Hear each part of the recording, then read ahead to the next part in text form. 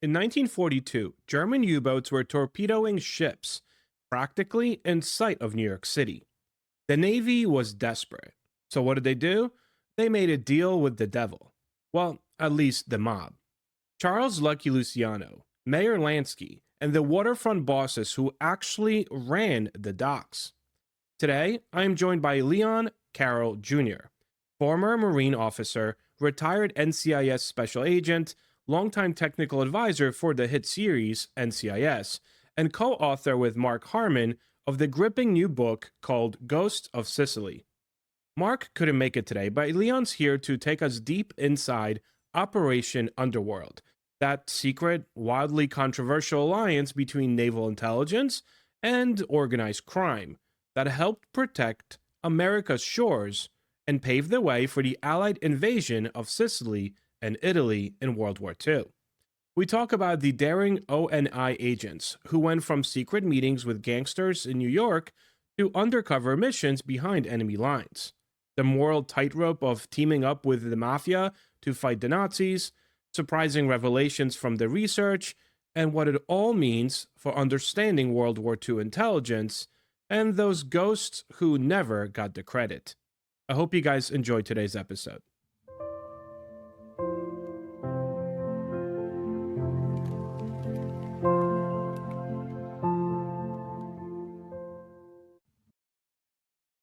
Leon, welcome to the show. Thanks a lot, Peter. Glad to be here. So, how do you guys go about choosing your topics? And is there like a bank of topics where you're just like, we want to get to all these? Or do they just kind of appear and you're like, this is the one? Well, let me start by telling you how this whole process began.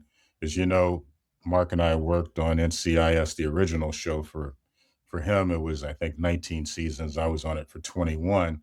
And as time went on, we started off telling real stories. I mean, the first year, as I mentioned to our group of retirees yesterday, we were doing some of the real cases because this came up during that session. And as time went on, we got further and further from doing real cases. And Mark would always say to me, "Go, Leon, did this? Is this something you guys did?" And more, my answer was no. So he came up with the idea that, hey, if we ever get a chance to tell these stories, then we're going to do some real stories. And that was, years in advance. And once he left the show, he contacted me. He says, "Hey, you know what we've been talking about for years?" And I says, "Mark, we sat next to each other for, almost 20 years and we talked about a lot of stuff." He goes, "No, no, I mean telling real stories." And I says, "Oh, yeah." He goes, "We got a chance. They've come to me about doing a book." And he says, "They want to do like an NCIS tell all. And I don't want to do that. But I told him that I wanted to do a book about the real NCIS, and I want to do it with you. Are you in?" And I go, "Absolutely." So, to your question about choosing the books, we went through and we met with our publisher. At the time, I didn't know who all these players were, but it was publisher, agents, and all that stuff there. And I was asked to come up with 5 stories, if I could come up with 5 stories. And I said, "Sure." And I thought first, well, let me look at our NCIS Association's history site and come up with stories because and originally we're going to do something chronological, talk about the early beginnings of ONI and how it morphed into NIS and then NCIS. So I sent them 5 ideas, synopsized, and they came back and says, "Hey, World War II books are pretty popular now.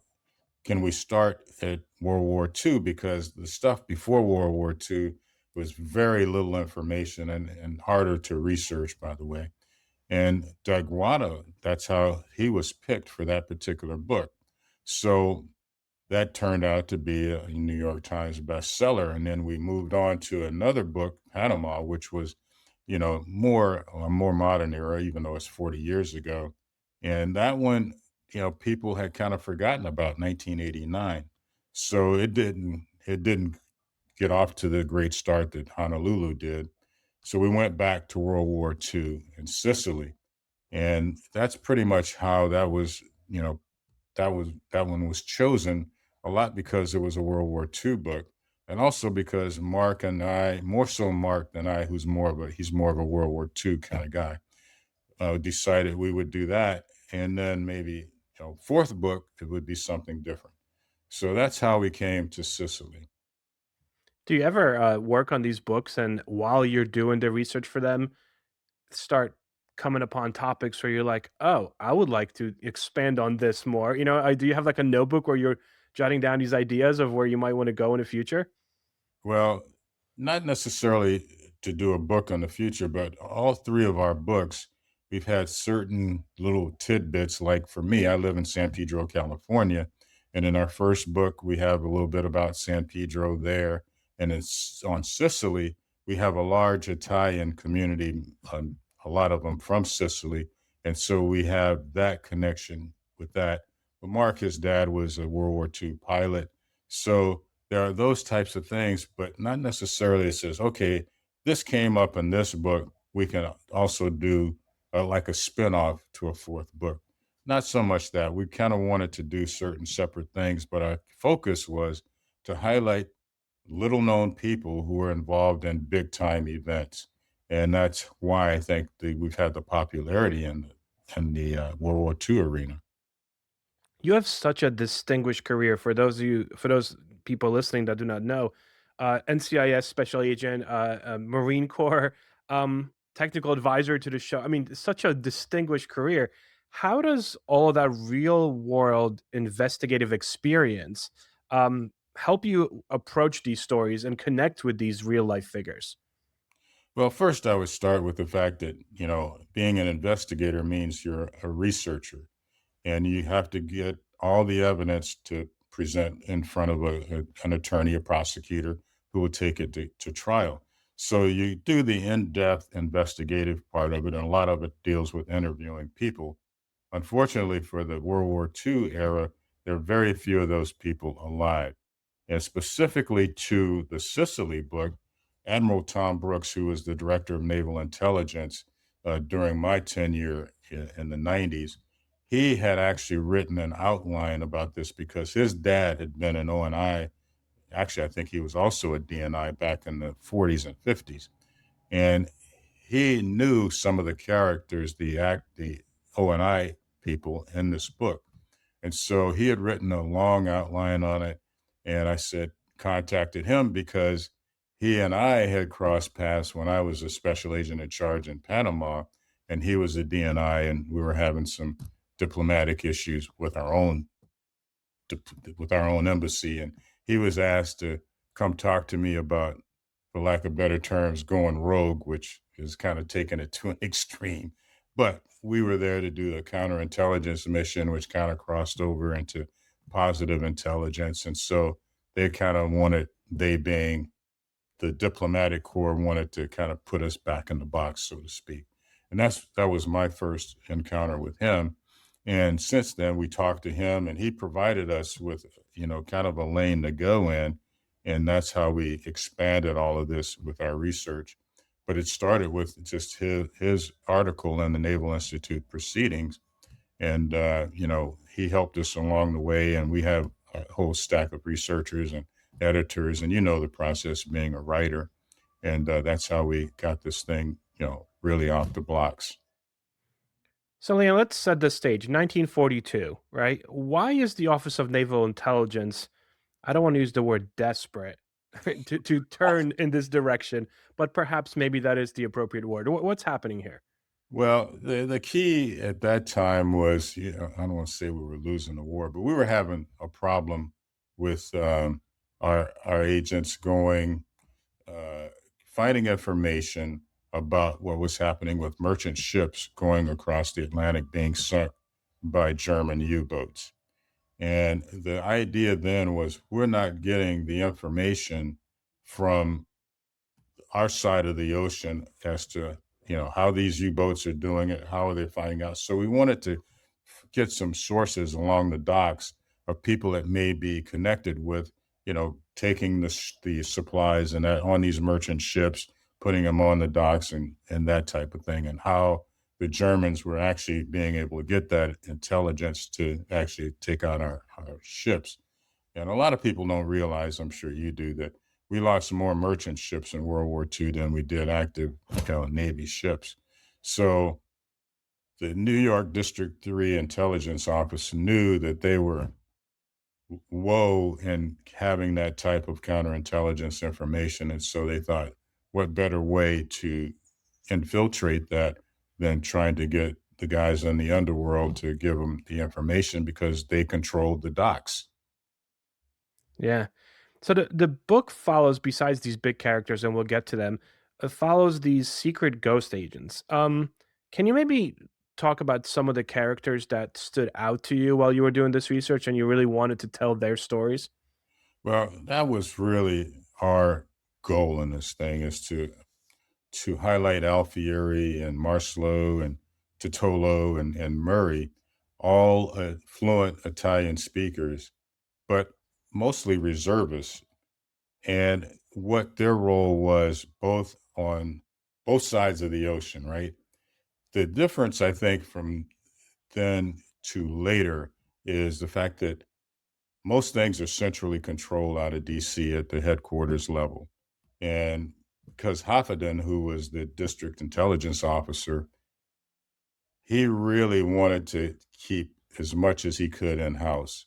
So he had those guys doing a lot of off the book stuff, let's put it that way.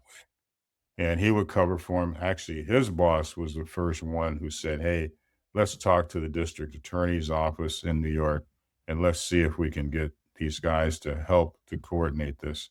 And that's how they got Sox Lanza to do it. And I think his original reason for doing it was more about, "Hey, I'm indicted. I'm facing a lot of time. Yes, I will do this." And so they were able to get the local stuff going on. And then it was like, oh, their plans of, going over the other side of this, we don't have much on the other side. And they were able to recruit the people that were here who had family there. Some people who were here had been deported to Italy, primarily Sicily, part of the mafia, and that's what worked out in getting a lot of the information. So you have those four guys who were doing that kind of groundwork here in on the East Coast, going through Army counterintelligence school, being recruited to go in on landings on the other side to contact people that have been developed by utilizing their sources on this side, most of whom were recruited because of Lucky Luciano giving his blessing to have Sox expand this whole network in concert with Meyer Lansky. This is the interesting thing because we know the impetus and the reasoning from the U.S. government side, right? Why this intel is important to them, but why are these mafia guys willing to do this? That's a good question, Peter. I think there were different ones, different reasons. And I think, like I said, with Sox, I think it was he was facing all of this with Luciano, he was doing like 50 years, for prostitution charges, right? Running houses of ill repute. And I had to laugh because when I saw the amount of time that he got compared to someone that we recently had really charged with that, getting much less time, right? And I thought, wow, what the hell's the deal here? Now, there are other reasons. The reason why, they had Luciano, that was really pretty much the only thing they could get him on. Not all the murders and all the things that had happened before. So I think that was kind of the makeup call. But with him, I think there had been some allegiance to the United States because he never really made a deal until later on to, have his sentence commuted and all of that. And in fact, what happened was, as you probably know in reading the book, that he got deported back to Italy. And so he got a shorter sentence in prison, but he gets deported to Italy and then he starts working with the Cubans and he ends up going to Cuba and then getting redeported. It's a long, long story, but I think their motivation for doing this was both, hey, let's kind of show that we're willing to help this country, U.S., and also let's see what it will help us in terms of getting our criminal activities reduced to lesser sentences. So if we were to do a final report on this, you're in school, you have to do a final report. What did this contribution look like, and how did this help with operations in Sicily once the United States forces actually got there? If we had to like step back and be like, all right, let's give this a grade. How valuable was this? It was extremely valuable, and a lot of it had to do with the fact that all four of these individuals spoke fluent Italian and in some cases even different dialects of Sicilian Italian. And they were able to, on the other side of the ocean, infiltrate, so to speak, with the local communities and plan out different safe areas during the invasion, all the way up to the top levels of letting the admirals in charge and up Patton and that level understand what was available to them on the other side and where that we could get safer landings in Italy itself and also Sicily. Uh, so that was really the big thing. I like to call it, they were on both sides of the spear, and that's unusual with these types of operations. Normally, you have a centrally controlled thing, and we see that happening right now, where the orders coming out of headquarters of DC going down, and then somebody else is on the other side carrying out those missions. Well, in this case, they were on that side, the planning side, to a certain extent, then trained to go and do the actual work on the other side of that. And those guys really, deserved a lot of credit. And Marcelo and Alfieri really benefited from, getting the decorations and all of that because they were actually doing translations at the highest level of the Allied forces. So I think that was Interesting point, though. I'm sorry. An interesting point too, funneling that into the next question, because a lot of this doesn't get credit. This is not something that the United States government's like, look what we did. This is you guys essentially took this out and brought it back into the light, right? Wouldn't you say so? Yeah, I think although there have been other books obviously written about this, and they're good books, and but we wanted to get on the deck plate level, as we say in the naval services, where we're talking about the guys.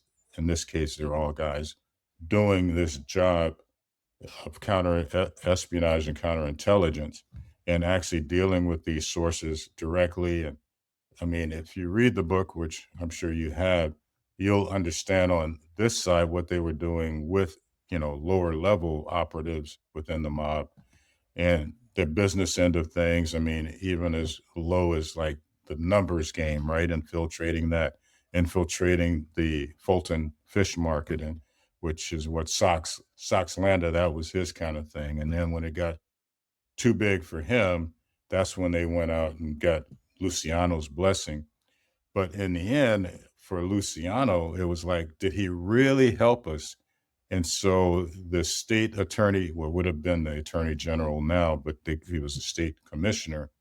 The Hurlins Commission was done, and that was in the 50s to verify, hey, did Luciano really help us that much, or was this all, just a BS?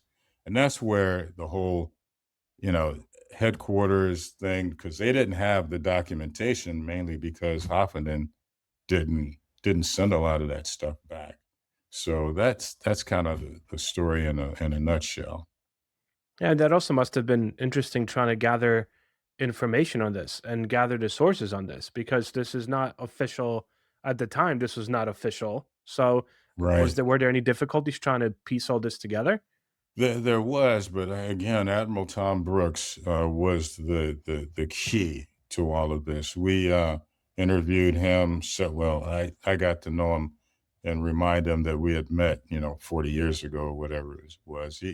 He remembers having to come to Panama and chew somebody's butt, which was mine, but but he was really nice about it. And I remember the day because it was an Easter Sunday and his wife had come with him and they were going to do a tour of the canal. So it's kind of a rush. We call it Alpha Charlie's. It was for hash chewing. And it was it was uh it was really quick. It was really nice. But he was kind of on our side about all of this stuff. So anyway, I think with him, we had a willing partner because he was the one that initially told me, "Hey, do you know that there have been other authors trying to write about this?" And he had read all these. Well, there's three books that I know of for sure, and I read two two out of the three. And he says, if you guys come at it with a different angle, it'll be better. And by the way, I know as a young officer, I've met these two of the four guys I know personally. And so that's how we were able to really get the inside scoop. I guess my last two questions.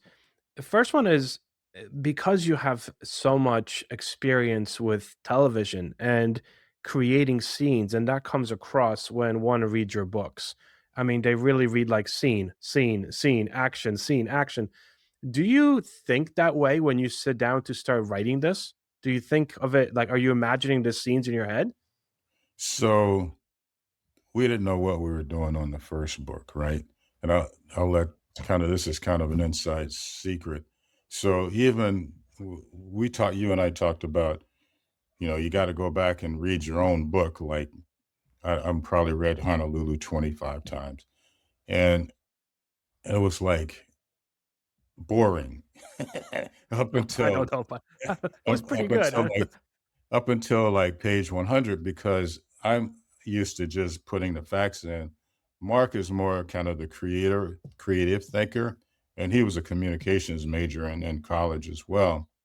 And I said, gosh, we need to make it jump out right at the beginning, like we do a cold open or a teaser. So what we did initially is went from having just a chronological thing from Wada, as a young kid to actually starting with Pearl Harbor. And then we did that early on. And then we went back and did kind of a chronological look. On Panama, kind of the same thing. On Sicily, for sure, the same thing. And if you compare the three books, you can see Sicily is already kind of written like a ready made movie, right? Because we had gotten a lot smarter about doing that. And so the issue in some of the reviews that I've seen is, hey, this is supposed to be nonfiction, but it reads like a television show, right? Because it's like we tried to make it more of a page turner, but it's all pretty much totally accurate. I mean, it's not. It's just that we have to spice it up a little bit to keep people turning those pages, but nothing that we put in it is not accurate. We didn't just make up some of these stories and that's all true. It's just the wording and maybe things that people saw as quotes really weren't quotes. It was just us trying to make that story more appealing to the reader. So if you had to, my last question, if you had to drop the potential reader somewhere in the book, an action, a sequence, or an event in the book where think of it as like a trailer for this book, right? Um, can you share like with what spot in the book would you drop that person, the potential reader, to kind of get a taste of what this is going to be like? Well, we did, and with the beginning of the story of the cop and the killing and later on, when we did it, we're like, well, what is this going to do, right? The individual and his dad who were involved in that first killing of the police officer. And what does this have to do with all of this?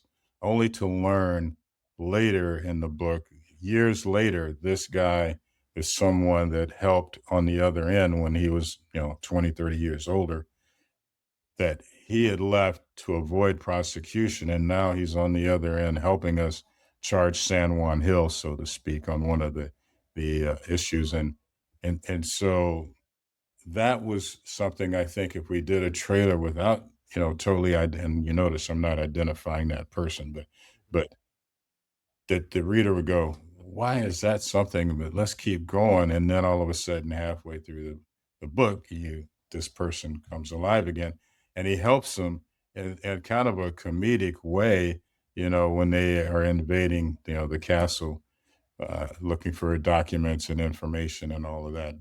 But that would be the trailer, I think, that we would do, or the teaser, whatever, however you Yeah, want to look at it. 100%. Leanne, I have to ask this question before I let you go. Are you guys already in the middle of the next one? Well, unfortunately, well, actually, fortunately for television, Mark is going back on screen. and on the Origin show, which I work with the writers, and that's no longer a secret. They've put that out Yeah, I there, saw that in the news. Yeah. and so he and I talked. Actually, we talked about this today, and it'll be a while. I mean, I want to get started on a story, so I'll probably do that.